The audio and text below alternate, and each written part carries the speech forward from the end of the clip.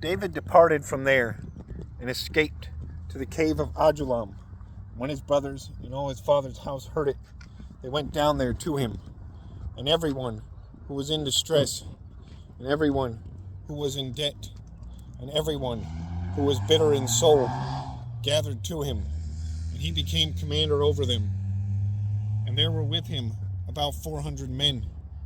David went from there to Mizpah of Moab, and he said to the king of Moab, "Please, let my father and mother stay with you, till I know what God will do for me." And he left them with the king of Moab, and they stayed with him all the time that David was in the stronghold. Then the prophet Gad said to David, "Do not remain in the stronghold. Depart and go into the land of Judah." So David departed and went into the forest of Hereth. Now Saul heard that David was discovered, and the men who were with him. Saul was sitting at Gibeah under the tamarisk tree on the height with his spear in his hand, and all his servants were standing about him.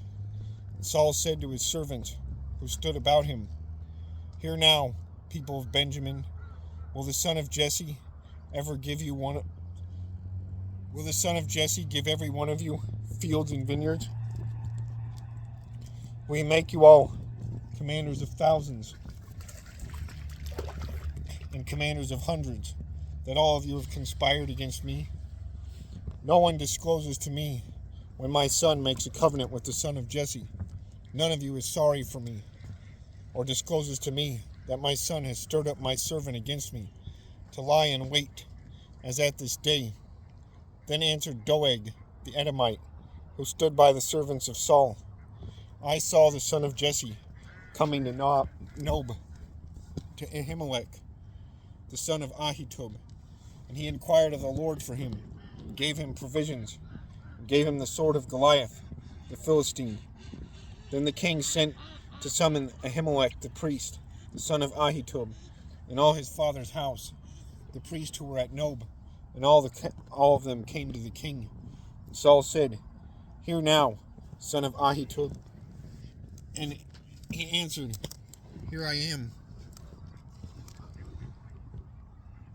my lord." And Saul said to him, "Why have you conspired against me, you and the son of Jesse, and that you have given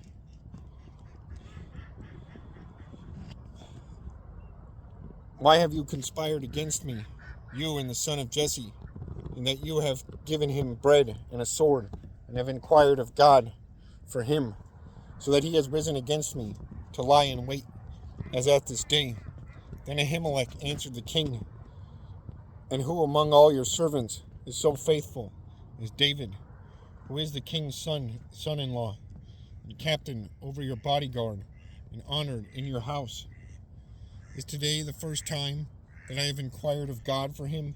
No, let not the king impute anything to his servant, or to the house, or to all the house of my father, for your servant has known nothing of this, much or little." And the king said, "You shall surely die, Ahimelech, you and all your father's house." And the king said to the guard who stood about him, "Turn and kill the priests of the Lord, because their hand also is with David." And they knew that he had fled, and they knew that he fled, and did not disclose it to me. But the servants of the king would not put their hand to strike the priest of the Lord. And the king said to Doeg, "You turn and strike the priest." And Doeg the Edomite turned and struck down the priest, and he killed on that day 85 persons who wore the linen ephod. And Nob, the city of the priest, he put to the sword, both man and woman, child and infant, ox and donkey, he put to the sword. But one of the sons of Ahimelech, son of Amitub, named Abiathar, escaped and fled after David. And Abiathar told David that Saul had killed the priest of the Lord. David said to Abiathar, I knew on that day when Doeg the Edomite was there, that he would surely tell Saul, I have occasioned the death of all the persons of your father's house. Stay with me. Do not be afraid, for he who seeks my life seeks your life.